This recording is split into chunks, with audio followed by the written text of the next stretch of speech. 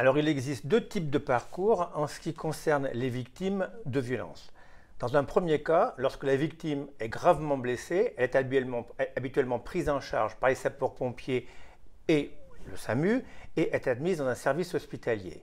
En général, dans ces circonstances, les services de police sont informés du fait dommageable et nous demandent d'intervenir directement au lit du patient au sein même des services hospitaliers.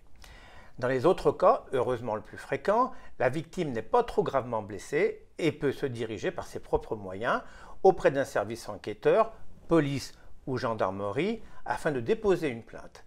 À l'issue de son audition, cette victime est alors adressée au sein des unités médico-judiciaires pour être examinée par nos soins.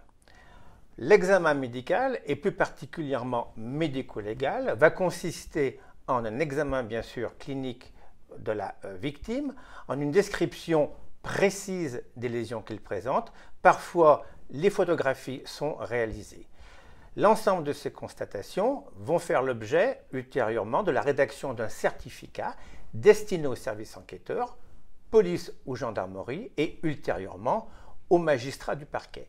Ce certificat médical est une pièce tout à fait importante au cours d'une procédure. Sa précision est parfois déterminante, notamment au stade de l'instruction en matière de causalité ou d'imputabilité des lésions. À l'issue de notre examen, une prise en charge psychologique est systématiquement proposée auprès de notre équipe de psychologues.